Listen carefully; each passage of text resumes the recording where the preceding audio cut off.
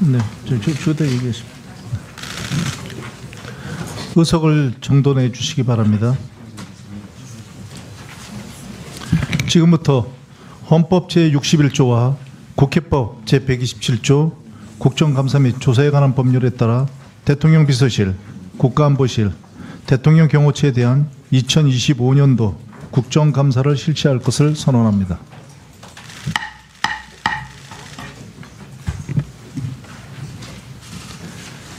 감사에 들어가기 앞서 위원장으로서 한 말씀 드리겠습니다. 오늘 국정감사를 받게 될 대통령 비서실 등은 주요 국정 현안을 조율하고 대통령을 보좌하는 중요한 역할을 수행하고 있습니다. 오늘 국정감사를 통하여 지난 1년간의 국정 운영 실태와 주요 정책 현안을 점검하는 한편 합리적인 대안 제시가 이루어질 수 있기를 기대합니다.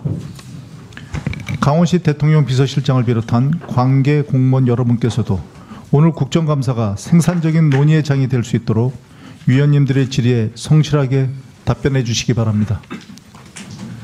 그러면 오늘 국정감사 진행에 대해 간단히 말씀드리겠습니다. 먼저 증인 선서를 받고 대통령 비서실, 국가안보실, 대통령 경호처로부터 간략히 인사와 업무 보고를 받은 후에 위원님들께서 질의를 하는 순서로 진행하도록 하겠습니다.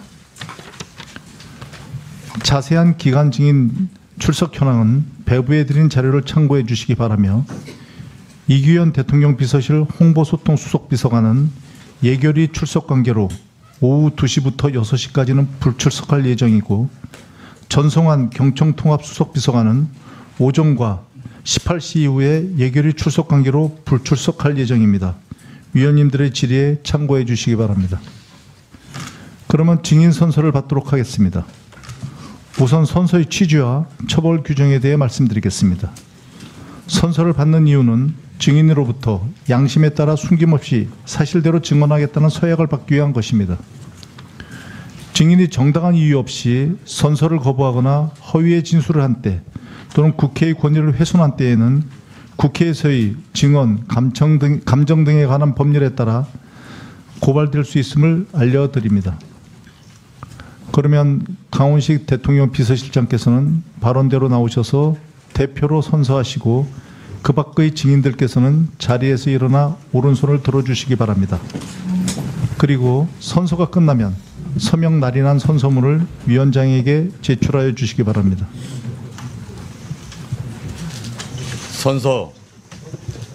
본인은 국회가 대한민국 헌법 제61조, 국회법 제127조, 국정감사 및 조사에 관한 법률 제10조 규정에 의하여 대통령 비서실 소관 업무에 대한 2025년도 국정감사를 실시함에 있어 기관장으로서 성실하게 감사를 받을 것이며 또한 증인으로서 증언함에 있어서 국회에서의 증언, 감정 등에 관한 법률 제7조 및 제8조의 규정에 의하여 양심에 따라 숨김과 보탬이 없이 사실 그대로 말하고 만일 진술이나 서면 답변에 거짓이 있으면 위증의 벌을 받기로 서약하고 이에 선서합니다. 2025년 11월 6일 대통령 비서실 비서실장 강훈식.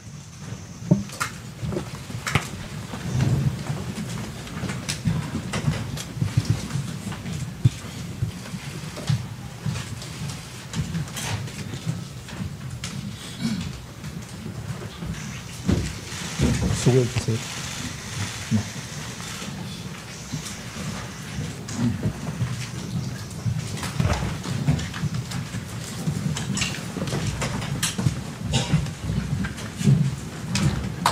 모두 앉아주시기 바랍니다.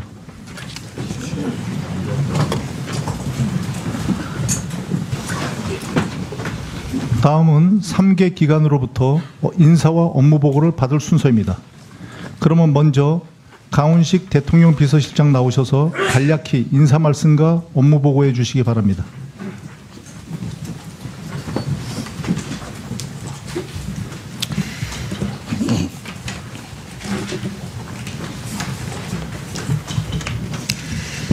존경하는 김병기 위원장님, 그리고 운영위원회 위원님 여러분, 이재명 정부 출범 이후 처음으로 존경하는 위원님들을 모시고 대통령 비서실 소관 업무에 대해 국정감사를 받게 된 것을 매우 뜻깊게 생각합니다. 저와 대통령 비서실 직원들은 국정감사에 성실한 자세로 임하고 위원님들께서 주시는 비판과 제언을 경청하여 국정 운영에 반영해 나가겠습니다. 운영위원회 위원님 여러분, 이재명 정부와 대통령 비서실은 탄핵이라는 비극 속에서 치러진 선거로 인수위도 없이 맨바닥에서부터 출범했습니다. 취임 당시 당장의 업무에 필요한 필기 도구와 컴퓨터는 물론 직원 한 명 없어 인수인계조차 불가능했던 대통령실은 실로 무덤 같았으며 전 정부로부터 물려받은 것은 오로지 민생, 경제, 사회, 외교, 안보 등 국가 모든 영역에 걸쳐 겹겹이 쌓인 복합위기였습니다. 가뜩이나 어려운 상황에 발생한 내란과 불법 계엄으로 민생 경제는 무너졌고 경제는 마이너스 성장을 향해 있었으며 사회 전반에는 깊은 갈등의 골이 생겼었습니다. 강경일변도의 대북 정책과 대화 단절로 남북 관계는 극단적으로 악화되어 한반도 평화가 위협받고 외교는 명분과 실리를 모두 잃어 국익이 위태로운 상황이었습니다. 존경하는 위원님 여러분, 지난 5개월 동안 대통령 비서실 전 직원들은 국민의 뜻을 침노로 삼아 대통령을 보좌하며 무너진 나라의 기초부터 다시 세운다는 마음으로 임했습니다. 국민과 직접 소통을 일상화, 제도화하고 국정 운영에 국민의 의사를 적극적으로 반영하여 주권자께서 위임한 권한으로 오직 국민을 위해 일하는 정부가 되고자 노력하고 있습니다.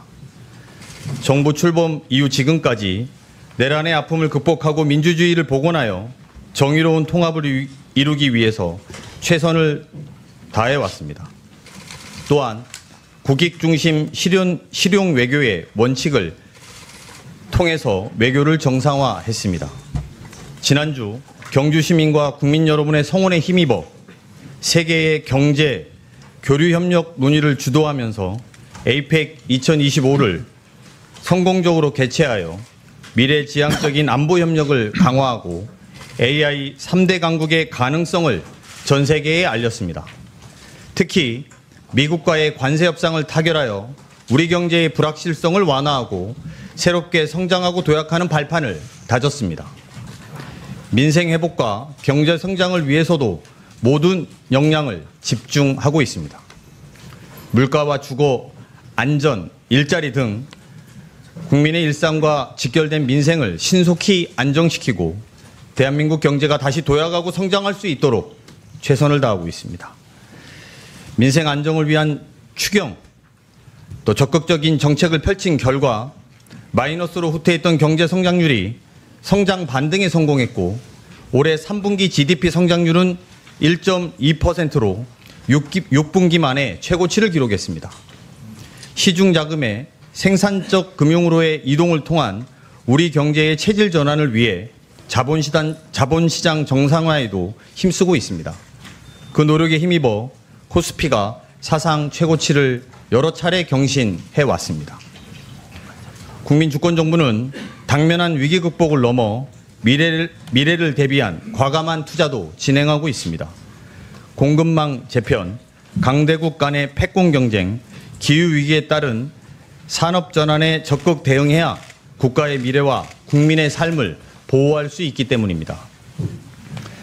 정부는 이를 위해 국가적 역량을 하나로 모아 AI와 과학기술을 바탕으로 세계를 선도하는 기술 강국 대한민국을 만들겠습니다. 또한 글로벌 기업과 협력해서 대한민국을 AI 3대 강국으로 만들 수 있도록 노력하겠습니다.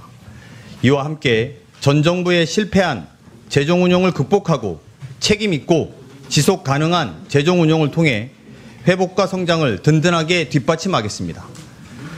국민의 생명을 지키는 일은 국가의 존재 이유 중에 가장 중요한 일이라고 생각합니다.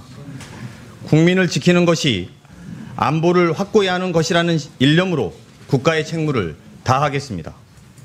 더 이상 국가 시스템 부재로 귀중한 국민의 생명을 잃는 비극이 벌어지지 않도록 노력하겠습니다. 존경하는 위원님 여러분, 지난해 벌어진 불법 계엄 사태로 큰 고비는 넘겼지만 대한민국은 여전히 위기와 도전 속에 있습니다. 작금의 위기를 도약의 기회로 만들기 위해 모두의 노력이 절실합니다. 비록 어려움이 많겠지만 정부와 국회가 함께 힘을 모은다면 위기 속에서 반드시 길을 찾을 수 있을 것입니다. 대통령 비서실 전 직원은 국민의 삶이 나아지고 대한민국이 더 공정하고 따뜻한 나라가 되도록 끝까지 책임을 다하겠습니다. 모든 국가 역량이 국민을 위해 온전히 쓰이는 나라, 진정한 국민 주권의 나라를 만들기 위해서 최선을 다하겠습니다. 이어서 오늘 참석한 대통령 비서실 간부를 소개해 드리겠습니다. 김용범 정책실장입니다. 우상호 정무수석 비서관입니다. 이규현 홍보소통 수석 비서관입니다. 조성주 인사수석 비서관입니다. 류덕현 재정기획 보좌관입니다. 하준경 경제성장 수석 비서관입니다. 문진영 사회수석 비서관입니다. 하종우 AI 미래기획 수석 비서관입니다. 윤기천 총무 비서관입니다. 이상으로 간부 소개를 마치겠습니다. 위원장님과 위원님 여러분들께서 양해해 주신다면 대통령실 주요 업무 현황은 경제성장 수석 비서관이 간단히 보고드리도록 하겠습니다. 감사합니다.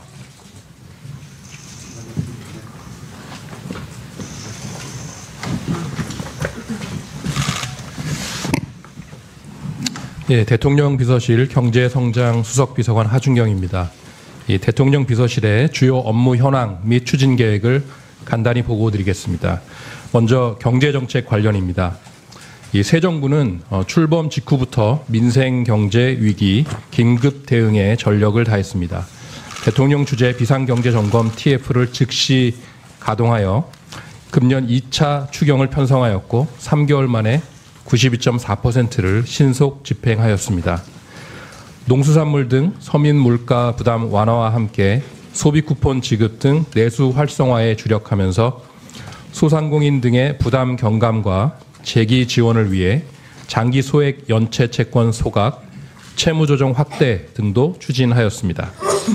자금의 부동산 시장 쏠림을 방지하고 생산적 분야로 유도하기 위해 가계부채 관리를 강화하고 주택시장 안정화에 적극 노력 중입니다. 특히 도심 내 주택 공급 확대 등 국민이 체감하는 주택 공급 성과를 내기 위해 최선의 노력을 다하고 있습니다. 아울러 주가 조작 근절, 기업 지배구조 개선 등 자본시장 정상화, 활성화에도 적극 노력 중입니다. 한미 관세 협상은 7월 30일 큰 틀의 합의 이후 10월 29일 정상회담을 계기로 금융 패키지 구성 및 관세 인하에 관해 양국 간 타결을 이뤄냈습니다. 이를 통해 수출 불확실성을 완화하고 우리 기업 대미 진출 기반을 마련하는 한편 다층적 안전장치를 통해 우리 외환시장에 미치는 영향을 최소화할 수 있을 것으로 보고 있습니다.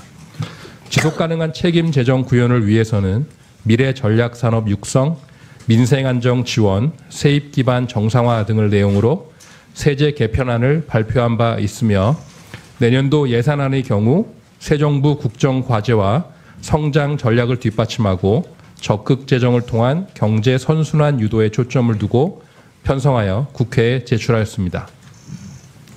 다음으로 향후 계획입니다. 기업의 투자 활력 제고 및 혁신 생태계 구축 등의 미래 성장 동력 확충에 주력하겠습니다.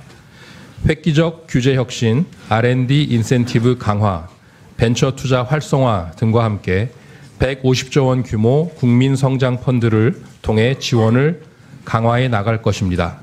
아울러 기업의 스케일업을 촉진하고 과도한 경제 형벌을 합리화하겠습니다.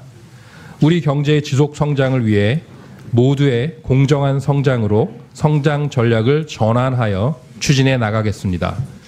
국가의 핵심 생존 전략으로 지방 우대 방향으로 정책과 예산 지원 체계를 전면 재편하는 가운데 노동시장 이중구조 문제 해결, 대중소기업 간 상생 협력 등을 위한 과제들도 적극 추진하겠습니다. 아울러 MSCI 선진지수 편입 추진, 금융권 자본규제 합리화 등 생산적 금융으로의 대전환을 위한 과제들과 함께 재정지출 구조조정, 재정제도 정비도 속도감 있게 추진해 나가겠습니다. 끝으로 부동산 시장과 서민 물가 안정, 지방경제 활성화 등 민생 개선을 위한 노력 등은 최우선 과제로 지속 추진할 것임을 말씀드립니다. 다음으로 사회정책 관련입니다. 먼저 의료 분야의 경우 현장 정상화에 최우선으로 주력하면서 지역, 필수, 공공 등 분야에서 의료혁신 추진 기반 마련에 노력하였습니다. 노동자의 권리 보장 및 안전한 노동 현장 조성을 위해서는 원 하청 간 구조적 노동조건 격차 문제를 해결하기 위한 노력과 함께 다수 반복 사고에 대한 실질적 제재 강화, 원청의 산업 안전 책임 강화 등을 내용으로 하는 노동안전 종합대책을 마련하였습니다. 격차 해소를 위한 맞춤형 교육 지원 확대, AI 시대에 맞는 교육정책 청사진 마련 등 교육 분야에서도 각자의 가능성을 키울 수 있도록 하는 혁신 노력을 기울이는 중입니다. 수석님, 좀 요약해서 간략하게 좀 진행을 해주세요.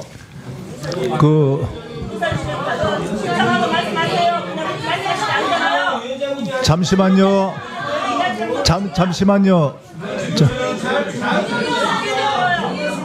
자, 조용. 자, 조용히 해주세요. 말씀하실 게, 자, 조용히 해주시고요. 조용히 해주시고요. 저 말씀하실 거 있으면 위원장한테 얘기해 주시기 바랍니다. 자, 위원장에게 얘기해 주시기 바라고요. 의사진행 발언요. 아니요, 저 얘기를 듣고서 저 의사진행 발언 의사진행 발언 나중에 받겠습니다. 예. 자, 수석님. 예. 자, 수석은 계속 보고해 주세요. 예, 계속 보고 드리겠습니다. 한편 K 컨텐츠와 관광을 핵심 전략 산업으로 육성하기 위해 장르 산업별 지능 지원 방안을 마련하고 방한 관광 규제 합리화, 문화체육 등 분야의 시장 활성화를 추진 중에 있습니다. 성평등 사회 기반 마련을 위해서는 여성가족부를 성평등 가족부로 확대 개편하였으며 여성폭력 피해자 지원 확대, 아동 청소년 대상 성범죄 대응 등도 강력히 추진 중에 있습니다. 향후 계획과 관련해서는 먼저 의료 분야의 경우 의료혁신위원회 논의를 토대로 지역 거점 병원 육성, 보상체계 합리화, 소아 및 응급의료 개선 등 지역 필수 공공의료 강화를 적극 추진하겠습니다. 아울러 요양, 돌봄, 통합지원 전면 시행, 아동수당 확대 등 탄탄한 사회 안전매트 구축에도 소홀함이 없도록 할 것입니다. 노동 분야의 경우 개정노조법의 현장 안착에 각별히 신경 쓰면서 산업재해 감축 등 가시적 성과 도출, 좋은 일자리 창출, 청년 취약계층 취업 지원 등 노력을 강화해 나갈 것입니다. 미래 인재를 길러내는 교육 분야에서 국가 책임을 강화하는 차원에서는 정부 책임형 유보 통합, 학교와 지역이 함께하는 교육 돌봄 지원 체계 구축 등을 추진하겠습니다. 초중고 AI 관련 수업 확대, AI 인재 양성 등과 함께 거점 국립대별 집중 육성 분야를 중심으로 학부 프로그램을 혁신하고 학부 대학원 연구소까지 패키지로 지원하는 방안을 강구하겠습니다. 문화, 관광 등 영역에서는 대규모 정책금융 등 획기적 지원을 통해 K컬처 도약을 지원하고 이와 연계된 관광 콘텐츠 확충 등을 통해 방한 관광의 경제 효과를 키워나가겠습니다. 여성 경력 단절 예방, 고용평등 임금 공시제 도입 등과 함께 위기 청소년에 대한 사회 안전망 강화 등 성평등한 일자리 환경 조성 및 다양한 가족 청소년 지원도 확대해 나갈 것입니다. 끝으로 AI 등 미래기획 정책 관련 보고입니다. 새 정부는 우리나라의 AI 3대 강국 도약을 목표로 지난 9월 범국가 AI 컨트롤 타워인 국가 AI 전략위원회를 출범시켰고 이를 중심으로 AI 정책 수립, 추진을 가속화하고 관련 법제 마련도 준비 중에 있습니다. 공공산업 복지 등 국가 전반의 AI 전환을 본격 추진하면서 글로벌 기업들의 데이터 센터 국내 투자 유치 및 UN, APEC 등을 계기로 한 글로벌 AI 이니셔티브 주도 확산에도 주력하고 있습니다. 과학기술 중심의 성장 동력 확충을 위해서는 R&D 예산 확대와 함께 양자, 청정에너지, 차세대 통신 등에 대한 전략적 R&D 투자 강화를 추진하는 한편 기초연구 생태계 복원, PBS 폐지 등 연구 몰입 환경을 조성하고 글로벌 탑티어 인재들의 전략적 유치 방안도 강구 중에 있습니다. 인구구조 변화에 대응하기 위해서는 신정부 인구정책 방향 마련을 추진 중으로 경제활동 참여 확대, 돌봄, 소득, 의료 및 양육, 주거, 일가정 양립 등 주요 과제들을 중심으로 대응책을 강구 중입니다. 기후위기에 대해서는 에너지 시스템을 분산형 체계로 전환 추진하는 가운데 재생에너지 보급 및 국내 공급망 구축을 위한 법제도 기반 마련, 햇빛, 바람 등 공동체 재생에너지 확대, 글로벌 기업의 투자 유치를 통한 재생에너지 보급 기반 확대 등을 추진 중에 있습니다.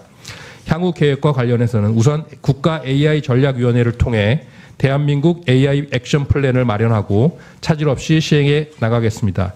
대폭 증액된 2026년 R&D 예산안의 효율적 집행을 위해 체계적 관리 방안을 마련하고 관련 생태계 혁신 및 과학기술 인재 확보 전략 등도 수립 발표할 예정입니다. 인구 정책에 대해서는 현장 수요를 반영한 체감도 높은 과제들을 발굴, 전문가 및 대국민 의견 수렴 등을 거쳐 중장기 인구 전략을 수립 추진하겠습니다.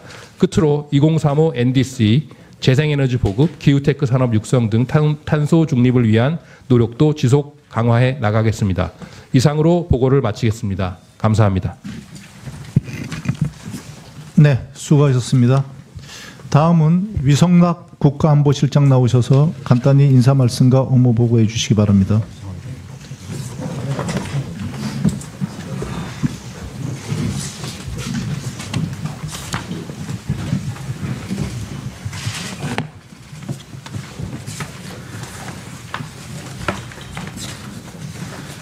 네, 존경하는 김병기 국회 운영위원회 위원장님, 그리고 운영위원회 위원님 여러분, 오늘 위원장님과 위원님들을 모시고 2025년 국정감사에서 이재명 정부의 외교안보 정책 전반에 대해 보고드리고 위원님들의 고견을 들을 수 있어 매우 뜻깊게 생각합니다.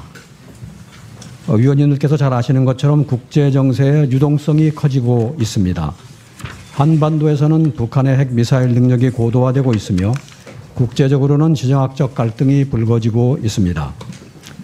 공급망의 불확실성이 심화되는 등 글로벌 경제안보 질서의 대전환과 사이버 위협 등 복합 위기가 동시에 다가오고 있는 엄중한 상황입니다. 정부는 이처럼 요동치는 질서의 변화 속에서 지난 5개월 동안 국익 중심 실용외교 기조 하에 개엄 이래 무너졌던 우리 외교안보 정책을 정상화시키기 위해 노력을 해왔습니다. 우리 정부는 출범 후 10여일 만에 G7 정상회의에 참석하여 정상외교를 복원시켰으며 일본과 미국을 연이어 방문하면서 한미 동맹과 한일, 한미일 협력의 새로운 기틀을 마련하였습니다. 중국을 비롯한 아시아, 유럽, 아중동, 중남미 등 전 세계 주요국 정상들과도 현안을 협의하였습니다. 이러한 회복과 정상화의 토대 위에 우리의 국격과 위상을 더욱 높여 나가기 위해 대통령께서는 9월 하순 UN 총회에 참석하였습니다. 이어서 정부는 지난주 경주에서 대규모 국제회의인 2025 APEC 정상회의를 성공리에 개최하였습니다. APEC 의장국으로서 미중 간 가교 역할을 통해 경주 선언을 채택하여 아태 지역 협력과 연대를 복원하고 AI와 인구구조 변화 등 미래 의제를 선도할 기반도 마련하였습니다. 또한 미국과 정상 상호 방문을 조기에 완성하고 11년 만에 중국 정상의 국빈 방한, 일본과의 조기 대면 교류 등 총 13개국 정상과 양자 일정을 갖고 한국 외교의 새로운 지평을 열었습니다. 이러한 다자 양자 외교를 통하여 민주 대한민국의 귀환을 국제무대에 널리 알리는 한편 우리 정부 외교 정책을 뒷받침할 국제적 기반을 다질 수 있었습니다. 또한 정부는 평화로운 한반도의 새로운 시대를 열어가기 위해 출범 초기부터 대북 전단 살포, 확성기 방송 중단 등 남북 간 군사적 긴장을 완화하기 위한 조치를 취하였습니다. 특히 유엔 총회 기조 연설에서는 교류, 관계 정상화, 비핵화의 포괄적 접근을 통한 한반도 문제를 해결하고 평화 공존과 공동 성장의 새 시대를 열어가겠다는 END 이니셔티브를 제시하였습니다. 한편 정부는 한반도 방어에 있어서 우리가 더 많은 역할을 수행하기 위해 필요한 국방력 강화를 추진해 나가고자 합니다.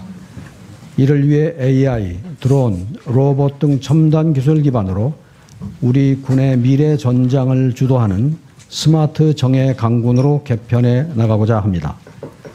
또한 방위 산업을 적극 육성하여 국방력 강화는 물론 경제 발전의 새로운 동력으로 삼고 세계 4대 방산 강국으로 도약하겠습니다.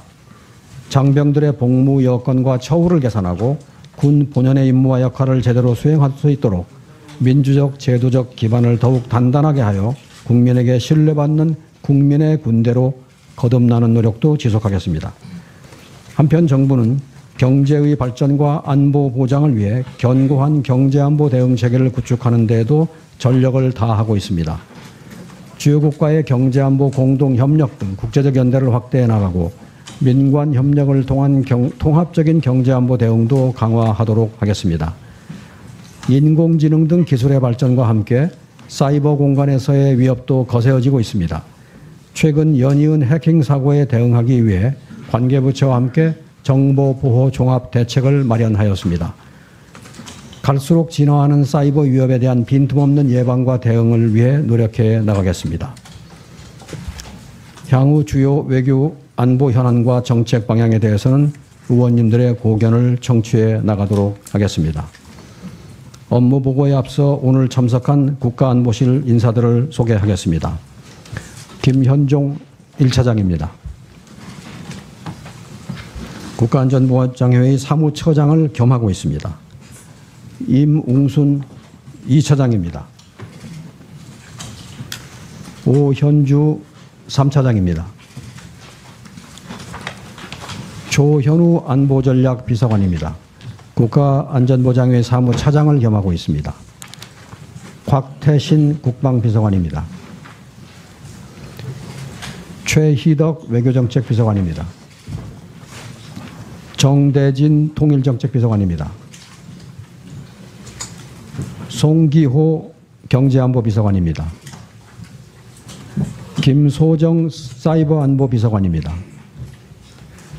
상세한 업무 현황은 김현종 1차장이 보고드리도록 하겠습니다. 감사합니다. 네, 제가 얘기하겠습니다. 업무 보고를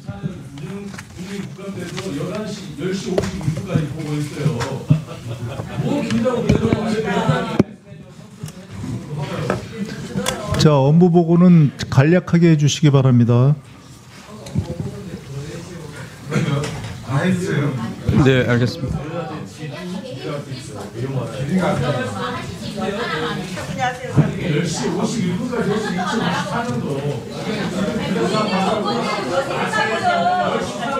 말아먹은 거 어떻게 공개하고 있는지 들으셔야 될 거 아닙니까?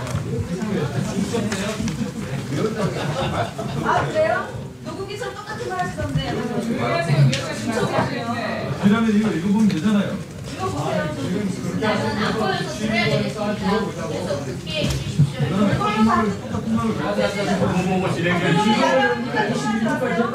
이게 시간 더 걸려요.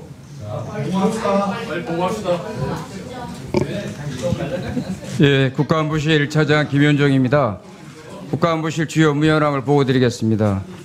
유인무 1쪽에 있는 일반 현황입니다. 예, 국가안보실은 정부조직법 제15조 및 국가안전보장회의법 제8조에 근거하여 국가안보에 관한 대통령의 직무를 보좌하는 기관입니다. 조직은 국가안보실장 산하의 1, 2, 3차장실과 소속 비서관실 그리고 실장 직속의 국가위기관리센터로 구성되어 있습니다. 정원은 정무직, 일반직, 별정직 공무원을 포함하여 44명입니다. 다음 이쪽 주요 업무 현황 보고 드리겠습니다. 예, 국가안보실의 첫 번째 업무는 국가안보 관련 현안과 정책을 조정하고 관리하는 것입니다. 이를 위해 국가안전보장회의 등을 통해 관계 부처와 긴밀히 협의하여 국가 차원의 외교안보 정책을 조정 관리하고 있습니다. 국가안보실은 또한 국가안보 전반에 대해 대통령을 보좌하며 외교안보 분야 국정과제 이행을 종합적으로 관리하고 있습니다. 대한민국이 나아가야 할 중장기 국가안보 전략 기획은 물론 안보 현안과 관련한 대내외 협력 및 소통도 국가안보실의 핵심 역할입니다. 다음 3쪽입니다. 국방 분야에서는 첨단 과학기술 기반으로 한 스마트 강군 육성에 역점을 두고 있습니다. 한반도 방어를 우리가 주도할 수 있는 국방 역량을 갖추고자 하며 이를 위해 국방비를 늘리고 한국형 상투체계와 유무인 복합체계를 고도화함은 물론 든든한 한미 동맹을 기반으로 한 전방위 억제 능력을 바탕으로 전시작전 통제권의 조기 전환을 추진하고 있습니다. 둘째, 장병의 사기 진작과 복무 여건 개선을 위해 군인의 처우를 획기적으로 향상하고 있습니다. 셋째, 국민으로부터 신뢰받는 국민의 군대로 거듭나기 위해 군 정보기관과 교육기관의 개혁을 추진하고 군사시설 규제 완화 등 제도적 개선을 병행하고 있습니다. 넷째, 우리나라가 방산 4대 강국으로 도약할 수 있도록 국가안보실의 컨트롤타워 역할을 강화하여 범국가적인 역량을 결집하고 있습니다. 다섯째, 나라를 위해 헌신하신 분들께 합당한 보상과 여유를 드리기 위한 정책도 저희가 지속적으로 추진하고 있습니다. 4쪽입니다. 외교정책의 조정과 이행을 위해 철저한 국익 중심의 실용 외교로 주변 사국인 미국, 일본, 중국, 러시아와의 협력 관계를 증진하고자 합니다. 둘째, 글로벌 이슈에 적극적으로 참여하고 국제사회에 공헌하는 G7 플러스 외교 강국이 되도록 하겠습니다. 이를 위해 유엔 안보리 비상임 이사국 및 인권이사회 이사국으로서 글로벌 도전과제 대응에 리더십을 발휘하고 신남방, 신북방 정책의 기조를 개선함은 물론 글로벌 사우스, 유럽, 인도태평양, 중동 국가들과의 협력을 확대하겠습니다. 셋째, 북핵 문제 해결과 한반도 평화 진전을 위한 외교적 노력을 강화하겠습니다. 한미 협의를 바탕으로 북핵 프로그램의 비핵화 전략을 마련하여 이행하고 페이스메이커로서 북미 대화를 적극 지원하며 북핵 문제와 평화 진전의 논의를 촉진하고자 합니다. 넷째, 재외국민의 안전에 힘쓰겠습니다. 동시다발적 해외 이난 상황에서 우리 국민이 위협에 처하지 않도록 재외국민 보호망을 촘촘하게 구축하고 해외 범죄의 대응에도 총력을 다하겠습니다. 다음으로 5쪽 대북 및 통일정책의 기획 및 조정입니다. 대북정책과 통일정책 추진을 위해서 첫째, 대통령의 광복절 경축사와 유엔 총회 기조연설에서 제시된 비전, END 구상 등을 토대로 체계화된 대북정책과 통일정책을 조속하게 마련하겠습니다. 둘째, 화해협력과 평화공존의 남북관계를 발전시키고자 합니다. 남북의 실질적 긴장 완화와 신뢰 회복을 통해 남북관계의 복원 여건을 조성하고 지속 가능한 평화를 위한 남북관계 제도화도 추진하겠습니다. 셋째, 호혜적 남북 교류협력의 기반을 마련하고 남북의 인도적 문제를 해결할 수 있도록 다각적인 노력을 하겠습니다. 넷째, 정책 추진의 기반을 공고히 하기 위해 대북정책과 통일정책에 대한 국내외 지지와 협력의 폭을 지속 확대하겠습니다. 6쪽 경제안보 현안 조정 및 관리입니다. 글로벌 공급망 재편과 기술 경쟁 심화 속에서 우리의 경제안보 역량을 강화하기 위해 첫째, 공급망 위기 대응 능력과 회복력을 강화하겠습니다. 조기 경보 시스템을 고도화하여 선제적으로 리스크를 점검하고 생산, 비축, 재자원화 지원을 확대하는 한편 공급망 다변화를 통해 특정 국가나 지역의 편중된 구조를 완화하겠습니다. 둘째, 핵심 기술의 육성과 보호를 위한 기술안보 역량도 강화하겠습니다. 셋째, 경제안보를 강화하기 위한 국제 공조도 확대하겠습니다. 주요국과의 경제안보 관련 소통 채널을 강화하고 핵심 광물, 첨단 기술 등 분야별 맞춤형 협의체 확대를 주도하겠습니다. 넷째, 경제안보 강화를 위한 민간의 역할이 중요한 만큼 민관 공동 대응 체계를 구축하겠습니다. 7쪽 사이버 안보 대응 역량 강화입니다. 사이버 역량 강화를 위해서 첫째, 범정부 차원의 국가 사이버 안보 정책 및 현안을 조정하고 AI 등 기술 발전에 따른 신종 사이버 안보 위협에 적극 대응하겠습니다. 둘째, 평시 각급 기관의 보안 활동 강화를 지원하고 사이버 위기가 발생하면 안보실을 중심으로 통합 대응하는 체계를 구축하겠습니다. 셋째, 주요국과 긴밀히 협력하여 글로벌 사이버 위협에 공동 대응하는 한편, 넷째, 국내 사이버 보안 산업과 인력, 기술을 육성하는 등 국가 사이버 안보 역량을 강화하겠습니다. 다음 8쪽 국가 위기 관련 상황 관리 및 초기 대응입니다. 국가안보실은 국가 위기관리 체계를 구축하여 24시간 운용하고 있습니다.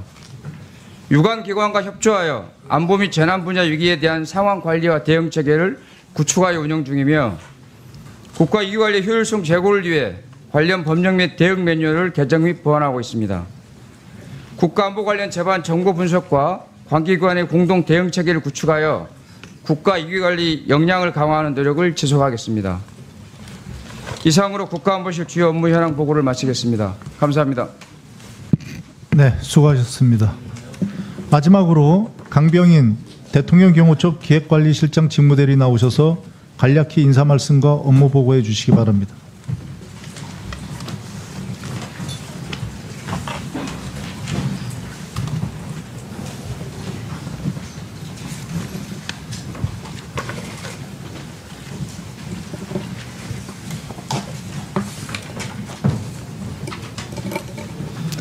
존경하는 김병기 위원장님과 운영위원회 위원님 여러분, 먼저 작년 비상계엄 상황과 영장 집행 과정에서 발생한 부적절한 처신으로 인해 국가적 혼란과 국민 여러분께 마음의 상처를 안겨드린 점에 대해서 무척 송구스럽게 생각하며 법적 절차를 준수하며 낮은 경호를 실천하는 등 국민의 신뢰를 받는 대통령 경호처로 거듭 태어날 것임을 이 자리를 빌어 약속드립니다. 오늘 존경하는 의원님들을 모시고 대통령 경호처가 새 정부 출범 이후 추진해온 주요 업무를 보고드리고 고견을 드릴 수 있는 시간을 갖게 된 것을 매우 뜻깊게 생각하며 잘못된 부분을 엄중하게 꾸짖어 주신다면 겸손한 자세로 받아들여 대통령 경호처가 다시 성장하는 자영본으로 삼을 것입니다. 대통령 경호처는 1963년 창설 이래 대통령을 비롯하여 각종 국내 행사에서 주요 국빈 등 경호 대상자의 안전 보장을 위해 총력을 다해왔습니다. 특히 불과 며칠 전에는 20년 만에 개최된 전 세계 20여 명의 정상과 수많은 경제인, CEO 등이 참석한 에이펙 정상회의를 62년간 축적된 역량과 단연간의 정상회의 안전관리 경험 등을 바탕으로 빈틈없이 수행함으로써 성공적인 정상회의 개최에 이바지하였습니다. 또한 날로 진화되고 있는 테러 수법 등으로 인해 국민들께서 걱정하시는 경호 공백이 발생치 않도록 만전을 기하며 시대적 요구에 부합하는 열린 경호, 낮은 경호를 적극 실천해 나가겠습니다. 존경하는 위원장님과 운영위원회 위원님 여러분, 대통령 경호처는 앞서 약속드린 바와 같이 앞으로도 경호 대상자의 절대 안전 확보라는 경호 임무를 완벽히 수행하여 세계 최고 수준의 경호기관이라는 자부심과 긍지를 이어가며 대한민국의 영광스러운 역사 속에서 묵묵히 주어진 임무를 수행해 나가겠습니다. 이번 국정감사를 통하여 위원님들께서 주시는 고견들은 향후 업무 추진 과정에서 충실히 반영할 것을 약속드리며 대통령 경호처가 국민의 사랑과 신뢰를 받는 기관으로 거듭나기에 많은 질책을 부탁드립니다. 위원님들의 변함없는 지도와 성원을 부탁드리며 이 자리에 참석한 경호처 간부를 소개해드리겠습니다. 김홍백 경비안전본부장 직무대리입니다. 윤기현 지원본부장 직무대리입니다. 김겸한 경호안전교육원장 직무대리입니다. 손영준 감사관 직무대리입니다. 이어서 업무 현황을 보고드리겠습니다. 보고드릴 순서는 대통령 경호처 업무에서부터 경호 활동 현황 순이 되겠습니다. 1쪽입니다. 대통령 경호처는 대통령 등의 경호에 관한 법률에 의거 대통령과 그 가족, 대통령 당선인과 그 가족, 전직 대통령과 그 배우자, 방한하는 국빈에 대한 경호 업무와 다자간 정상회의 등 국제 행사에 대한 안전관리 업무를 총괄하고 있습니다. 이쪽입니다. 대통령 경호처는 처장, 차장, 일실, 3부문무, 일원으로 구성되어 있으며 정원은 총 815명입니다. 3쪽입니다. 각 본부별 업무는 경호본부 등 현장 경호 업무를 담당하는 부서와 경호 안전관리 및 지원 기능을 담당하는 부서로 분장되어 있고 세부 업무는 현황 자료를 참고해 주시기 바랍니다. 4쪽입니다. 예산 현황입니다. 금년도 총 예산 편성액은 1,390억 4,800만 원으로 10월 21일 기준 집행률은 약 75% 수준입니다. 예산의 분야별 비율은 자료를 참고해 주시기 바랍니다. 5쪽입니다. 경호활동 현황입니다.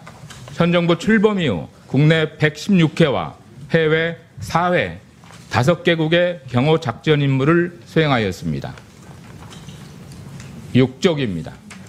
전직 대통령 등에 대한 경호 활동으로는 현재 권양숙 여사와 이명박 전 대통령 내외 등에 대하여 국내외 총 947회의 경호 작전을 실시하고 있으며 24시간 빈틈없는 경호 임무에 만전을 기하고 있습니다. 마지막 7쪽이 되겠습니다. 우리나라를 방문하는 국빈 경호 활동은 미국 대통령, 중국 국가주석 등 총 6개국이 방한하였고 아울러 최근 22개국이 참석한 에이펙 정상회의에 성공적인 경호 임무를 수행하였습니다.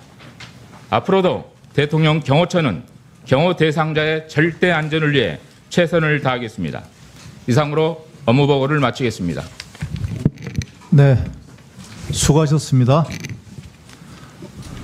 다음은 질의 순서입니다.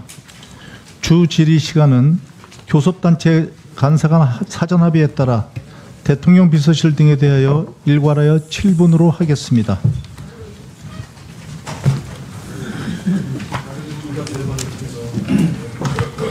자, 먼저 존경하는 강선영 의원님 자료 제출 요구해 주십시오. 네, 국회법은 국회 운영위원회가 대통령실 소관 예산에 대한 심사를 하도록 규정되어 있습니다. 저는 이번 국정감사를 통해서 대통령실 예산을 어떻게 편성하고 집행하는지 확인하고자 매우 기초적인 자료를 요청했는데 대통령실이 자료를 제출하지 않고 있습니다. 제가 요구한 자료는 대통령실에서 편성한 예산 강목 명세서와 2025년 2차 추경 예산에 대한 세부 내역입니다. 관련 자료는 9월 24일에 요구했는데 대통령 비서실에서는 11월 4일 업무 지원비 41억 2,500만 원이다라고 하는 답변만 왔습니다. 이는 특활비를 공개하겠다고 해놓고 실제로는 총액만 밝히고 영수증은 비공 나오더라고요. 김현지 없는 김현지 국감. 운영위 위원으로서 참 유감입니다.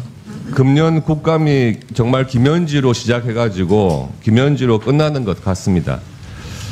총무비서관 과거에 당연히 대통령실에 대한 국감에서 증인으로 출석을 해왔고요.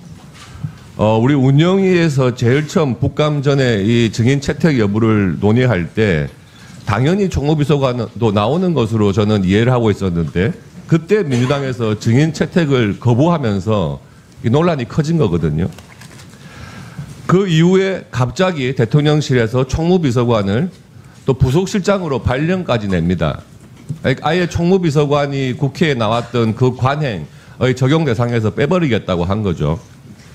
그러면서 논란이 계속 커지고 김현지 부속실장에 대한 과거 의혹까지도 다 언론에 나오면서 이게 일이 커진 겁니다.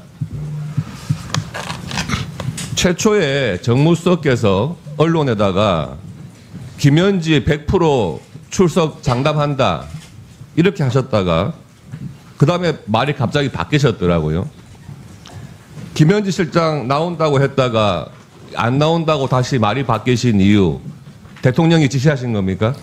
그렇지 않습니다. 총무비서관은 과거에 계속해서 운영에 출석했던 전례가 있어서 출석하는 것으로 저는 그렇게 알고 있었고요. 그러나 총무비서관이 부서실장으로 이동하게 된 것은 국회에 불출석하기 위해서 한 인사가 아니고 김남준 실장을 알겠습니다. 대변인으로 채택 그런 인사가 이미 있었기 때문에 제가 불가피하게 이렇게 된 것이고 사실은 예. 부속실장이라 하더라도 출석 의무가 없지만 수석님, 오전 중이라도 제가 출석을 하려고 이해하겠습니다. 했는데 국회에서 거부된 것으로 알고 있습니다.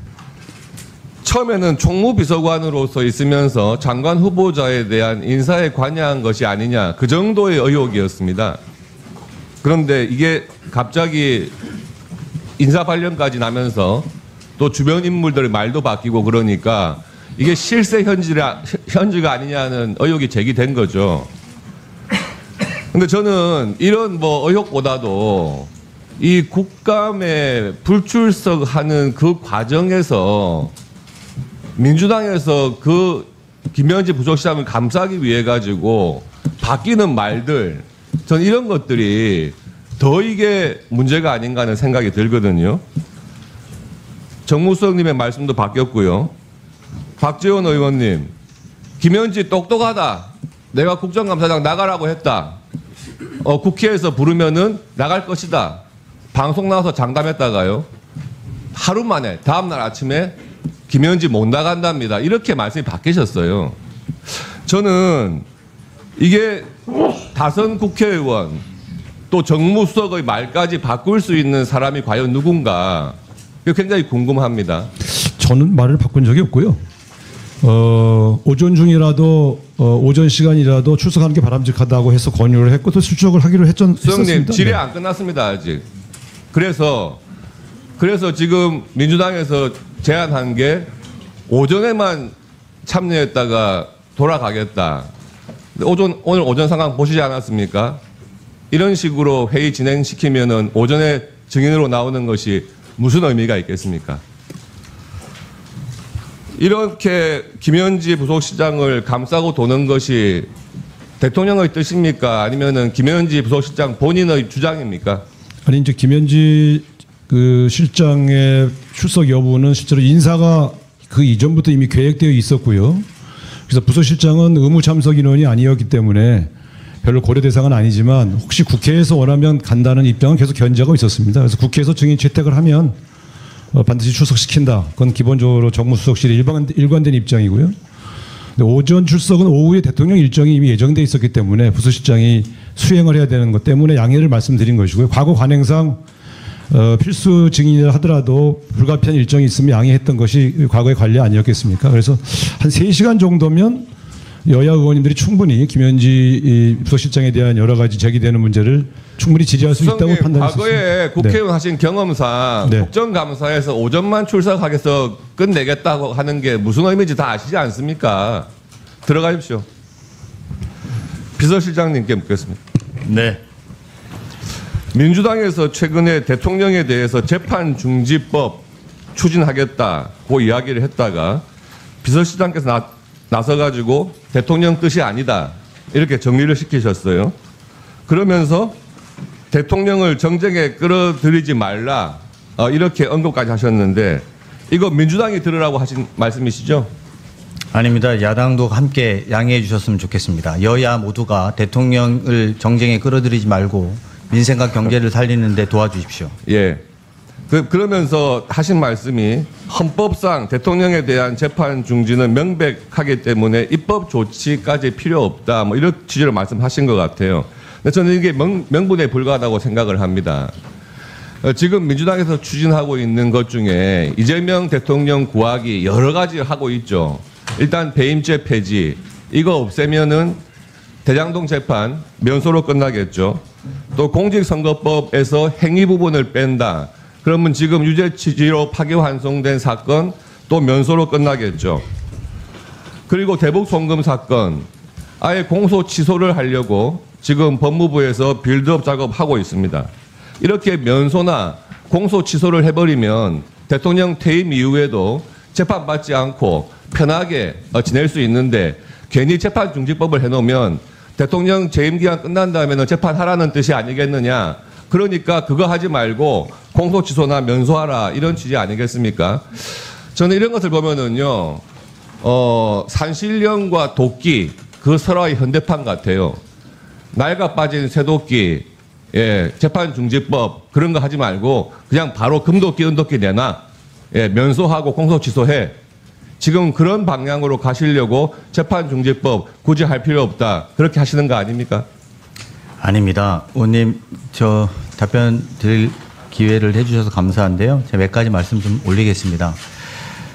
저희는 법적 판단은 법원의 몫이고 국민의 판단은 선거로 증명됐다고 생각합니다.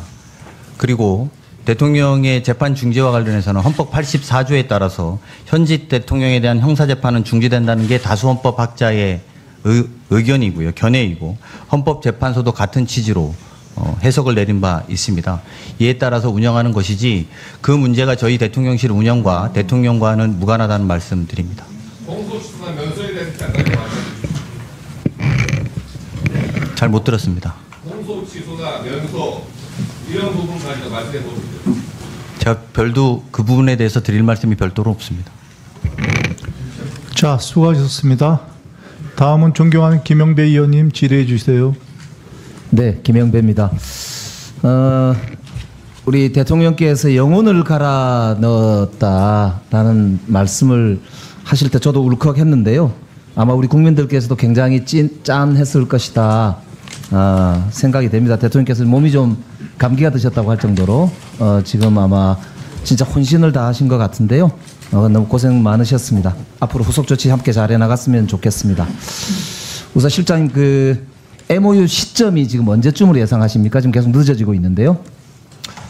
사실은 시점은 의원님들 아시겠습니다만 상대국이 있는 문제라서 저희가 일방적으로 시점을 가름하기는 쉽지 않습니다. 그리고 이번에 관세 협상이나 특히 외교 안보와 관련된 것들이 굉장히 다부처 사안입니다. 미국의 경우에 국방부도 있겠습니다만 에너지부도 있고요. 안보의 경우에는. 그러니까 지금 이제 마지막 쟁점이 에너지부 관할 영역에서 이제 원자력 부분에 문제 조금 남아있다 이런 게 맞습니까? 아닙니다. 제가 그걸 사실을 확인하기보다도 왜냐하면 이게 미국 상황에 대한 평가이기 때문에 이 자리에서 말씀드리는 게 매우 조심스럽다는 걸 전제하고 말씀드리면 미국 안에도 여러 부처가 이 문제에 대해서 다부처 사안으로 논의하고 있기 때문에 그 사안에 대해서 저희가 일방적으로 예단해서 언제까지 된다라고 말씀드리기는 쉽지 않고 다만 대략 팩트시트 같은 경우에 이번 주를 저희들 볼 때는 넘기지 않을 거다. 그 정도로 완만한 협의가 되어 있다는 보고를 드립니다. 가능하면 빨리 되면 좋겠다는 국민적 바람이 있습니다. 그러면 이게 이제 헌법 60조상 비준 대상 아니냐 이렇게 주장하시는 분들인데 거기에 대해서는 어떻게 생각하세요? 저희가 이 사항에 대해서 비준을 할 것인지 법률로서 할 것인지 이런 것들에 대한 논의들은 차제해야 하더라도 어쨌든 국회에 보고하고 모든 내용이 투명하게 국회의 내용이 보고되어서 여러 의원님들께서 의견을 모아주시는 과정은 반드시 필요하다 이렇게 생각합니다. 저는 개인적으로 이게 헌법 60조에 보면 조약이나 법률을 비준하도록 되어 있거든요. 그래서 이건 조약은 아니고 정부가 이행하면 되기 때문에 특별법으로 뒷받침하면 되지 않을까라고 생각을 하고 있습니다. 동의하십니까? 국회가 결정해 주시면 따르겠습니다. 예, 같이 논의해 보시죠. 자, 이제 내란과 관련해서 하나 중요한 게 제가 발견한 게 있어서 말씀을 좀 드리려고 합니다. 윤석열 대통령은 재판에 나와가지고 계속 계엄을 한 게 경고성으로 했을 뿐이다. 그리고 국회가 해제하고 나서는 자기는 아무것도 안 했다. 이렇게 주장을 반복적으로 하고 있습니다. 그런데 지금 놀랍게도 말입니다. 11개월 이상 숨겨온 건데요. 외교부 장관 이름으로 주미대사한테 공문을 보내가지고 미국 백악관하고 트럼프 당선자 측에다가 아래의 내용을 설명해 달라라고 하면서 설명의 요지를 2장짜리를 보냈다고 하는 제보를 제가 받고 확인해 보니까 사실 같아요. 보고받으셨습니까? 네. 이게 지금요. 제가 자료 요구를 했었기 때문에 아마 보고를 받으셨을 수도 있을 것 같은데 제가 읽어보겠습니다. 2장이에요. 한 장은 설명 요지고요. 한 장은 트럼프 측에 대한 추가 설명 요지입니다. 앞에 발 씨는 외교부 장관으로 되어 있고 수시는 주미대사로 되어 있습니다. 그 당시 조현동 주미대사가 받은 것으로 보이는데요. 이렇게 되어 있어요. 국회는 22건의 정부 관료 탄핵 소추를 발의하고 판사를 겁박하고 검사를 탄핵하여 사법 업무를 마비시키고 등등등등 쓰고요. 밑에다가 윤 대통령은 더 이상 방치할 수 없다는 신념에 따라 헌법의 테두리 내에서 정치적 시위, 폴리티컬 데몬스트레이션 한 것이고 헌법의 규정에 따라서 비상계엄 선포 및 해제의 조치를 취했다. 윤 대통령은 평소 자유민주주의에 대한 확고한 신념과 기독교적 가치관에 따라 종북 좌파 및 반미주의에 대항하고자 하는 입장을 견지하고 있다. 이렇게 백악관에 전해달라 하고요. 트럼프 측에 대한 추가 설명 요지 이렇게 되어 있는 데는 뭐라고 되어 있냐면 신정부하고도 미국의 신정부하고도 이런 입장에 기초해서 관계를 맺어 나가겠다. 윤 대통령은 국가 운영에 관한 트럼프 당선인의 철학을 지지하는 바 자유민주주의에 대한 신념과 기독교적 가치관에 입각하여 대한민국을 운영하려 노력해 왔다. 이렇게 설명해 달라고 했습니다. 그리고 답변도 왔다고 그래요. 이게 제2내란을 획책하지 않았느냐는 유력한 저는 근거라고 봅니다. 제가 듣기로 이거를 12월 4일 날 외교비서관, 그 당시에 이창면인가요? 외교비서관이 외교부에다 지시를 했는데 그 담당자가 거부하겠다. 옷 벗겠다. 나 사표 내겠다. 이렇게까지 얘기했다고 합니다. 그렇게 되니까 못 보냈잖아요. 다음 날 아마 장관한테 직접 지시한 것 같아요. 장관 이름으로 이걸 보내고 장관을 움직일 수 있는 자가 누구겠습니까? 제가 보기에 그 결제 라인을 보니까 김태효, 신원식까지 되어 있어요. 이 김태효가 지시한 것 같은데 제가 볼 때 이게 사실인 것 같습니다. 이거를 저는 민정수석실에서 즉시 조사를 하고 이 특검에 넘겨야 된다고 생각하고요. 이거 말고도 지금 제가 보기에 다른 정황인데 일단 이거에 대해서 실장님 어떤 소회를 갖고 계십니까? 일단 의원님 지금까지 여러 개의 특검이 진행되고 있어서 사실은 내란 특검이 진행되고 있어서 저희가 행정부 차원에서는 별다른 내란이나 이런 것과 관련된 것들은 찾아보지 않았었습니다. 특검에다가 전적으로 맡겨놓고 특검에 협조하는 형식으로 일단 지금 앞으로는 그러면 한번 확인해 보면 좋겠는데요. 네. 민정수석실에서 감찰 기능이 있지 않습니까? 네. 이게 형법 90조에 보면요. 87조의 내란 행위를 90조에는 예비 음모 선동 선전을 할 경우는 그 죄가 같다고 되어 있습니다. 이게 명백하게 12월 4일 날 새벽에 국회가 계엄을 해제했음에도 불구하고 공문으로 대통령실과 외교부가 공문으로 이것을 그것도 미국에다가 미국 정부에 그것도 신정부까지도 보냈다는 것은 이건 명백하게 내란을 지속하겠다라고 하는 것 이외에 뭐겠습니까? 이거보다 명확한 증거는 저는 없다고 생각합니다. 그래서 해경과 최근에 수사가 또 진행이 되고 있는 게요. 여인영 방첩사령관하고 이 사전에 모의를 했다는 정황이 있고 그 중에서도 MOU를 맺었다는 제가 제보를 받았는데 아직 증거는 명확하게 제가 잡지를 못했는데 이게 제보가 명확하게 저한테 들어왔습니다. 이 문제를 포함해서 실장님 전 부처에 걸쳐서 내란 당시에 전 부처의 공무원들이 역할을 한 것에 대한 조사가 필요하다고 생각하는데 어떻게 생각하세요? 네, 동의합니다. 아까 말씀드리던 설명마저 드리면 내란 특검이 진행되고 있고 내란 특검은 매우 중요한 핵심 사안으로만 한정되어서 지금 특별감찰이 이루어지고 있는 것으로 알고 있습니다. 하지만 더 많은 범위에서 더 많은 것들이 이루어졌을 가능성에 대해서 부인하기 어렵고 그 부인할 수 없는 상황에 대해서도 행정적인 절차와 책임을 확인하고 맞도록 해야 된다고 생각하고 있습니다. 그래서 곧 조만간에 그것과 관련된 별도의 조직이 필요하다면 발족하는 것도 저희가 검토하도록 하겠습니다. 네, 수고하셨습니다. 다음은 존경하는 박수민 의원님 질의해 주시기 바랍니다. 예, PPT 올라오면 시작하겠습니다.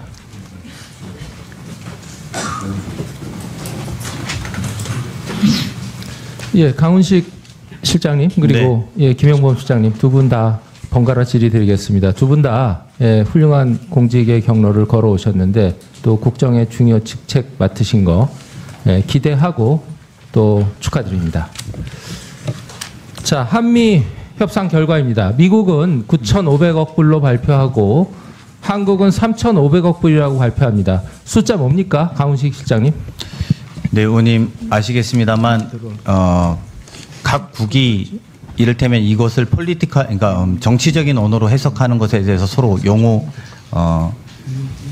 용이하게 그러면 이해했다. 세 가지 중에 제가 3,500억 불 1번, 9,500억 불 2번, 그 사이 3번입니까? 저희는 한국 발표가 저희 합의 내용이라고 다시 한번 보고드립니다. 알겠습니다. 그 기준으로 질의드리겠습니다. EU, 일본 비교해서 새로운 길을 갔다 이렇게 말씀 주시는데 표를 좀 띄워주시죠. EU는 제가 보니까 총 1조 3천억 불인데 민간이 투자하는 겁니다. 그리고 구매합니다. 일본은 5,500억 불인데 정부가 투자합니다. 한국은 한국 발표 기준으로 보아도 민간도 투자하고 정부도 투자하고 둘 다 합니다. 맞죠?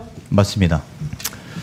제가 볼 때는 EU 방식으로도 끌려가고 일본 방식으로도 끌려가고 우리나라만 이렇게 됐어요. 어떻게 평가하십니까? 왜 일본은 정부가 투자하는 거로 막았고 EU는 민간 기업이 투자하는 거로 막았는데 왜 우리는 정부 민간 다 끌려들었습니까? 우리는 정부가 투자하는 내용도 대한민국의 기업들이 투자하는 거에 포함되어 있기 때문에 사실 형태적으로 보면 저희의 그리고 일본과 미국, EU와는 오히려 좀 다른 의미에서 기업이 투자할 수 있는 공간이 열렸다라는 것은 저희들이 독특한 지점이라고 볼 수 있고요. 아니, 독특한 게 아니라 EU는 그동안 국제사회에서 해오는 대로 민간 기업들이 투자하고 정부가 촉진하는 방식으로 갔어요. 이게 원래 방식입니다. 근데 특이하게 일본이 SBC에 현금을 정부가 넣는 방식으로 얘기가 됐고 우리는 둘 다에 끌려든 거예요. 민간 기업도 투자하고 정부도 투자하고 어차피 저희가 분리하고 뭔가 내놔야 되는 협상인데 저희는 정부 측도 내놓고 민간 측도 내놨다. 제 요지는 이해하셨죠? 네. 그렇지만 의원님 말씀에 약간 동의하기 뭐 충분히 지적은 동의가 네네, 됩니다만 어떤 부분이 동의 못 하십니까? 그러니까 저희가 2천억이라고 하는 것은 저희가 투자 결정을 함께 미국과 함께해서 결정하는 것이기 때문에 우리나라 기업이 미국에 진출하려고 하는 기업들이 많습니다. 그 기업들에 필요한 것들의 투자가 같이 이루어질 수 있다는 점에서 정부가 필요한 부분에 필요한 투자를 할 수 있다는 장점이 있는 것이고. 예, 시점별로 제가 말씀드리겠습니다. 이해했는데 제가 동의 드릴 수 없는데 EU는 4월 15일에 시작해서 7월 27일에 가장 먼저 끝냈고 일본은 4월 16일에 시작해서 9월 4일에 끝냈고 우리나라는 4월 24일에 시작해서 10월 29일에 끝냈고 가장 늦게까지 버티는 것이 우리의 전략이라고 하고 국민들도 다 참아줬습니다. 근데 왜 정부 민간 다 끌려들었느냐? 그리고 일본이 택한 방식은 전례가 없는 방식이에요. 지금까지 지구상에서 정부가 SBC에 만들어서 남의 나라 SBC에 돈을 넣어서 정부끼리 투자한다? 이거는 지금까지 지구상에 없었던 방식이에요. 그럼 이거 하나만 끌려들어도 되는 것인데 일본 방식대로 끌려들고 정부 이거 뭡니까? 의원님 저희가 일본 방식으로 했어야 된다는 말씀은 아니시죠? 아니요. 일본 방식을 당연히 안 했어야죠. 그렇죠. EU 방식으로 일본 방식은 누가 봐도 합리적이지 않다고 저는 생각합니다. 아니 근데 그리고 왜 저희 우리는 EU 방식을 못 가고 네. 일본 방식으로도 끌려들고 EU 방식도 덤탱이를 썼냐 이 말이에요. 그렇지 않습니다. 의원님. 실제로 EU 방식이 더 의원님의 포인트가 있다고 생각은 드는데요. 일본 방식과는 굉장히 현저하게 차이 나고 EU 방식과도 차이가 나는 것은 우리나라는 대미의 수출 1위국 중에 하나입니다. 그래서 미국 투자가 불가피한 지점들은 분명히 존재합니다. 다만 정부가 그런 데서 어떤 역할을 할 거냐에 대한 공간을 함께 찾았다 이렇게 해석해 주시면 될 것 같습니다. 예, 그러면 제가 정책실장님께 조금 세부적 질문 드리겠습니다. 한미동맹을 존중하신 점 높게 평가합니다. 노력하신 점 높게 평가합니다. 근데 저는 협상의 내용에 대해서 묻는 겁니다. 동맹도 계산기는 두드려야 됩니다. 다음 PPT 보여주시죠. 구인철 부총리께서 기재위에서 이렇게 얘기하셨어요. 저희는 1,500불을 제시했는데 협의하는 과정에서 2천억 불이 상호 합의됐다. 이런 식으로 해서 3,500억 불이 됐다. 이렇게 말씀하셨고 김용범 실장님은 3,500억이 현금이 다 아니다. 실제 들어가는 지분 투자는 5% 미만이다. 했는데 미스커뮤니케이션이 생겼지 않습니까? 이게 왜 생겼습니까? 좀 설명 좀 해주십시오. 미스커뮤니케이션은 뭐 3,500불에 대한 사항인가요? 네. 예, 그거는 당시에 일본이 의원님 말씀하신 대로 먼저 했고 일본과 미국과의 이렇게 상호 이해 그리고 우리가 협상을 7월 30일에 했을 때 우리 협상팀이 미국과 했을 때 투자 그다음에 대출 보증이 다 포함된다는 거 당시 시점에서는 상호 이해였습니다. 그런데 이제 8월 초에 미국에서 MOU 초안이 왔을 때 미국 말이 판약이 바뀐 겁니다. 그래서 사실 3개월이 더 걸린 겁니다. 알겠습니다. 그럼 다음 페이지 좀 보여주시죠. 이게 시각적으로 보여드려야 국민들이 이해할 것 같아서 제가 간단히 그려봤습니다. 김용범 실장님 발언에 따르면 민간 대출하고 보증은 민간이 나가는 거에 대한 저희가 대출과 보증이기 때문에 민간 이유 방식이라고 할 수 있어요. 그래서 김용범 실장님도 정부가 현금 투자하는 건 5% 일본 방식이죠. 이 정도 생각했고 95%는 EU 방식을 생각한 거라고요. 근데 저희가 지금 10월 29일 에이펙 정상회담 위에 도달한 지점은 지금 보시듯이 100% 정부가 내는 방식이에요. 아닙니다. 2천억 불까지입니다. 그러니까 2천억 불에 대해서 얘기한 겁니다. 1,500불은 아닙니다. 네, 2천억 불은 다 정부가 내는 방식으로 저희가 끌려간 거예요. 그렇지만 거기도 연간 한도 200억 불이 있습니다. 그러니까 2천억 그 부분은 외환시장을 고려해서 제가 잘하셨다고 생각하는데 제가 지적되는 오늘 문제점을 지적드리는 감사 자리니까 네. 지금 3,500억 불의 내역을 소상히 상의하지 않고 3,500억 불이라는 숫자를 덜렁 합의하면서 협상이 끌려갔다고 보는 겁니다. 저는. 이 지점 어떻게 평가하시겠습니까? 그러니까 이제 7월 31일 시점 그리고 그 전에 말씀하신 대로 4월 24일이지만 사실은 실질 협상은 새로운 이제 팀들이 제가 시간 들을 테니까요. 잠시만요. 트럼프 대통령이 말 바꾸는 건 그럴 수 있어요. 원래 협상하는 사람이니까. 근데 저희가 끌려가면 안 되는 거고 시간을 길게 가졌다는 게 당시 대통령실 전략인데 시간을 더 갔지 왜 이렇게 다 끌려갔냐는 겁니다. 7월 31일 날 시점에서는 말씀하신 대로 앞선 나간 우리에게는 일본 모델을 미국이 이제 일종의 이제 우리 쪽에 이제 권유를 한 거고 그 시점에서는 일본의 투자와 보증 그다음 대출 그 정도 오면은 우리 3,500불이 대출과 보증이 주가 되면은 감당할 수 있다고 저희가 생각한 겁니다. 그리고 8월 초에 미국의 입장이 바뀐 거고 그래서 3개월 동안 협상을 더 한 겁니다. 자, 협상의 패착이 어디에 있냐 하면 일본 방식은 지구상에 존재하지 않는 미국한테 가장 환상적인 방식이에요. 그러니까 일본 방식 자체에 발을 안 담궜어야 되는 겁니다. 그리고 99.9999% 전 세계 모든 투자 협상은 EU 방식으로 합니다. 근데 일본만 그달리 잘못된 방식을 걸어갔는데 저희가 그 뒤를 그대로 밟은 거예요. 왜 EU 방식을 견제하지 않았습니까? 네, 제가 답변 드려도 괜찮으면 말씀드리겠습니다. 저는 먼저 김수민 의원님 말씀 지적에 일부 동의하는 지점도 있습니다. 아까 저희가 기자들한테도 말씀드린 적이 있었는데 저희 실무자들은 성공했다고 생각하는 반면에 대통령께서는 불만족스러워 하신다라는 부분이 바로 그런 대목이기도 합니다. 실제로도 이게 상대국과 협상하는데 더 시간을 끌면서 더 유리한 고지를 확보해야 되는 것 아니냐라는 지점이 있었는데 저희가 이 협상을 시작한 이후로 외환 상황들이 점점 안 좋아지고 있었고 경제적 불확실성이 커지고 있었던 점들도 현실적으로 저희들의 제약이 됐던 것도 인정해야 될 것 같고요. 두 번째는 자동차와 관련해서 자동차가 계속 사실 우리의 자동차 경쟁은 일본인데 일본과의 이 격차가 계속 벌어지면서 부담됐던 것도 현재 산업계의 목소리도 현실적으로 반영되었다는 말씀드립니다.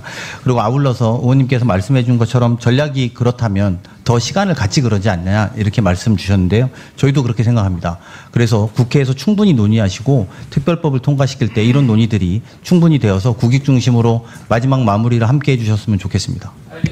저랑 짧게 토론을 해도 EU 방식으로 저희가 가지 않고 일본 방식의 잘못된 길을 걸은 것에 대해서 불만이 있으신 건데 시간을 더 끌었어야 되는데 에이펙 때 그것이 나왔다는 결과를 나왔다는 것 같고 너무 자화자찬하시면 안 되죠. 저희가 자화자찬보다도요 오히려 반대로 저는 이런 것도 있습니다. 의원님한테 좀 말씀드리면 이 협상국마다 파트너들이 좀 다릅니다. 저희의 파트너는 러트닉 상무장관이었습니다. 중국은 베센트 재무장관이 맡고 있습니다. 러트닉 상무장관은 일본과 한국을 같이 딜을 보고 있었습니다. 그런 측면에서 이미 미국이 갖고 있는 가이드라인 안쪽에서는 한국과 일본이 함께 토론해야 되는 것이었고, 그런 부분에 있어서는 일정 정도 한계를 저희가 극복하려고 최대한 노력했다는 것이고, 국민들의 부담들이나 우리 산업계의 부담이 가장 중요한 관건인데, 그런 면에서 이 협상은 성공적이었다고 하는 실무자들의 의견들도 참고해 주시기 바랍니다. 자, 수고하셨습니다. 네, 마무리해 주시죠. 일본 같은 경우는 통상이나 금융에서 저희가 선진 모델로 따지지 않습니다. 전 세계적으로. 금융의 강국이나 의원님, 제가 일본 이야기를 계속 하긴 좀 그렇습니다. 저희 대통령실이 일본에 대한 평가는 의원님은 하실 수 있는데 저희는 하기 마무리해 주십시오. 네. 그런 부분에 대해서 앞으로 국회 기준 과정 철저히 거쳐셔야 되고, 그 과정에서 저희가 꼼꼼히 보겠습니다. 국민들에 대한 과도한, 이게 한두 푼이 아니기 때문에 동의하시죠? 자, 수고하셨습니다. 네. 그 부분에 대해서는 너무 자아자찬 안 하셨으면 좋겠습니다. 자, 오전 마지막 질의 존경한 김준혁 의원님 질의해 주시겠습니다.